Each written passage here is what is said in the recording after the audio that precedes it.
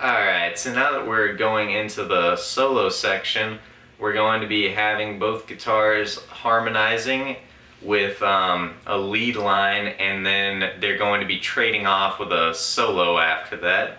To show you the lead line that they both play through, we're going to start on the 5th fret of the 1st string, the 6th fret of the 2nd string, and then the 7th fret of the 3rd string, and we're going to pick those notes in that order.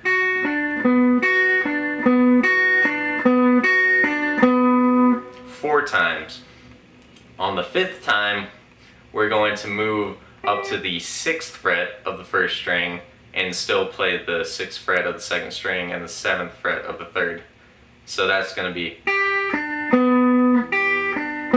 there's that roll again, like that. So we'll have, and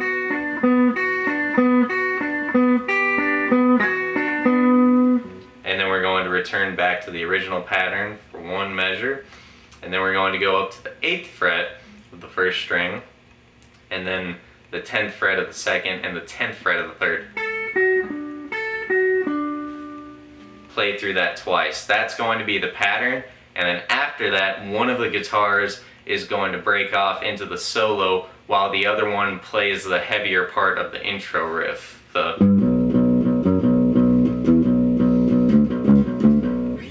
So all together we should have something that sounds like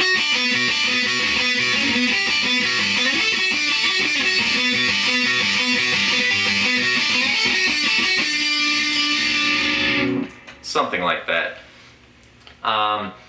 For the actual solos, I didn't want to actually go through and give you guys a lot of just random numbers and stuff.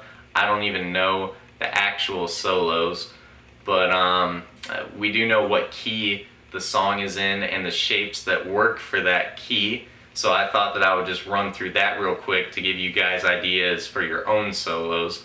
So since we're really in a B minor kind of key, we can start with the 12th fret of the dropped string that we dropped all the way down to B, because that's the root of all this, and then play the 10th fret, the 12th fret, and the 13th fret of the 5th string,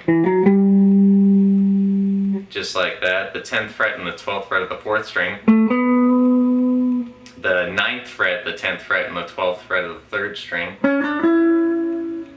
the 10th fret, the 11th fret, and the 13th fret of the 2nd string, and then the 10th fret, the 12th fret, and the 13th fret of the 1st string. Sorry, there we go.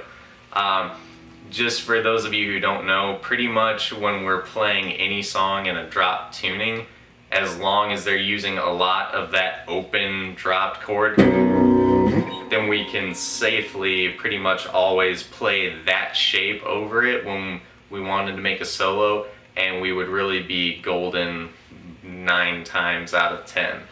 And really that scale works a lot anyways for metal. Metal guitarists love the minor keys, and when it's dropped, all you do is you shift the shape that you would be if you were playing like a thrash song or something that was heavily rooted on the open 6th string. You just shift that shape down 2 frets. So we have,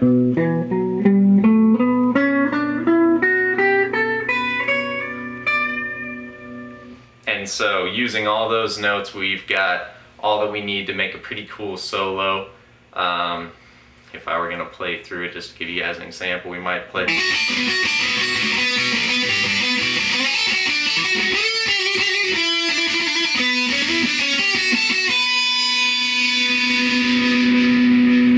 Maybe we would have something like that. Another thing to note is that since there are 2 guitarists, what happens is one guitar takes the 1st and the 3rd solo, and the 2nd guitar will take the 2nd solo, just so you guys are aware of that. And after all this, we're going to be getting pretty close to the end of the song, and we're going to be going back into the patterns that we were playing when we first started. Alright, so now that we've come out of the solo section, we're going to be playing through the chorus again. The chorus of the song for the last time we play it is the same as all the other times. The only difference is for the first 2 parts of the chorus, we're not going to be playing those chords that we held like we were. We're only going to be coming in for the heavier parts, the so on. That's when we're going to be coming in. The rest of the time we're going to be pretty much silent, maybe fading in on some nice sounding notes. But other than that, it's just going to be the singer going through his part again. When we get to the third time, we're going to be playing those chords again.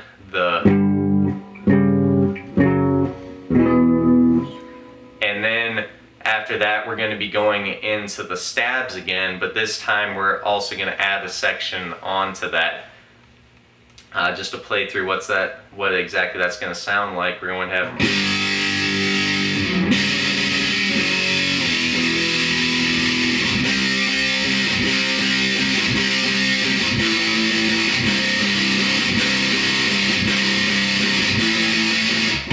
You can hear the change. All we're doing is, instead of playing the 6th fret of the 5th string root, we're going to be moving it down to a barred power chord that's rooted at the 1st fret of the 6th string. So that's going to be the 1st fret of the 6th, 5th, and 4th strings.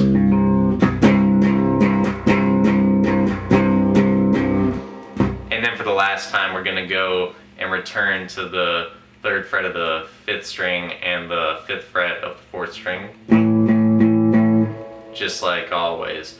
Now after that, we're going to be playing a riff that sounds fairly similar to that. We're just going to be using the open power chords, and we're going to be incorporating pick slides into it. So real quickly, if you don't know what that is, basically we're just going to take this edge of our pick right here, if you guys can see it, the thin part of it. We're not going to be like that. We're going to turn it, and we're going to start back here at the pickups, and we're going to drag it along the 6th string. There are a couple different ways I've seen people drag it. I like to have the pick leading the rest of my hand, like that. Like that. Sounds pretty nasty, but it's pretty cool too. Just to play through what that last part is going to sound like. In the second part of the stabs, we're going to have the.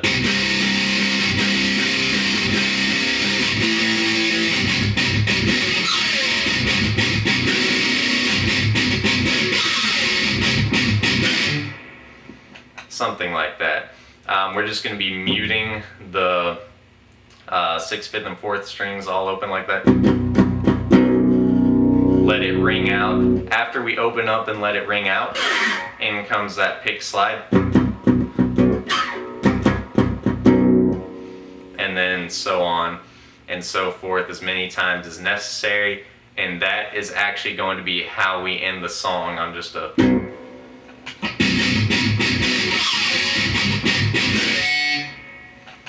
And there you have it. That's Now I Lay Thee Down by Machine Head.